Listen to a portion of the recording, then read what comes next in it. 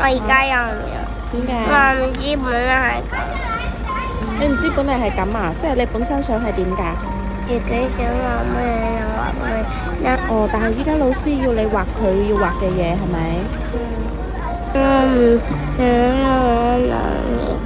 唔想嗰度仲要話好耐嘅時間。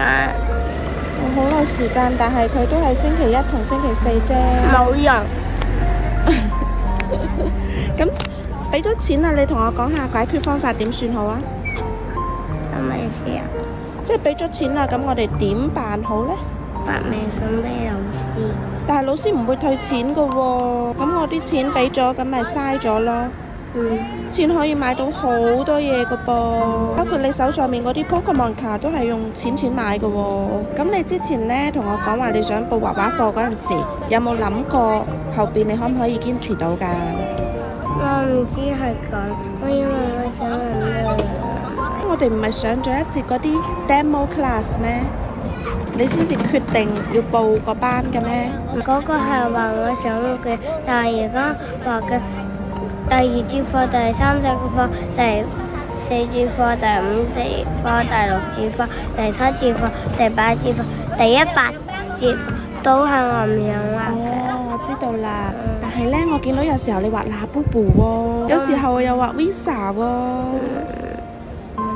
我就係中意畫嗰狗仔。就係中意畫個狗仔啊！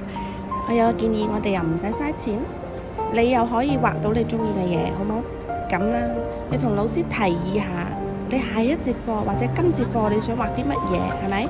佢已經有放喺嗰個 TV 上面畫乜嘢噶啦。佢已經備好課啦。咁樣咯，你可以呢節課結束之後，你就去同佢講，你話老師，下節課我哋可唔可以畫呢個主題啊？咁樣咯。佢一定會話唔可以。唔會㗎，我覺得佢可以商量㗎。佢上次都話唔可以。你試下問下佢啊！我覺得佢可以商量嘅。你同佢講完之後，老師話唔得啊，我已經決定咗下節課要畫咩㗎啦，你講咩都唔得㗎。咁樣嘅情況下呢，我就同老師去講啦，好冇？但係咧，我好眼煩。你依家好眼煩係咪？我唔想要畫畫，我而家。哦，咁你喺部車度，我哋返屋企嘅時候，你休息下睇下嗰20分鐘，你休息完睇下點樣嘅狀態，好冇？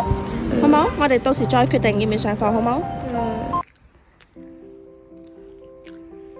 ？Justin， 我已經同老師講咗，你今日狀態唔係好好，唔使去啦。OK？但係我哋買咗嘅課，始終都要將佢上完㗎喎，好冇？我哋下一節星期4嘅時候再去，好冇？可唔可以啊？咁你今日就好好休息，好冇？到時呢，如果第2日要上課，我哋前一晚就早啲瞓覺，保持好個狀態，咁你就冇咁攰，好冇？OK 嘛？同埋我會同老師講下，如果你想同佢提出你要畫啲乜嘢，你可以譬如話你星期4想畫乜嘢啊，咁你星期1就可以同佢講下，好冇？咁你星期4有冇咩想畫啊？依家係啊。我想畫跑車。你想畫跑車係咪？咁我依家發微信俾老師傾下，好冇？睇下佢星期4有冇機會可以畫到啲，就算唔係跑車，畫一啲同車差唔多嘅嘢，得唔得？我哋睇下可唔可以同老師商量下吓。好啦，咁你食啦，開唔開心？番薯仔，放彩虹屁。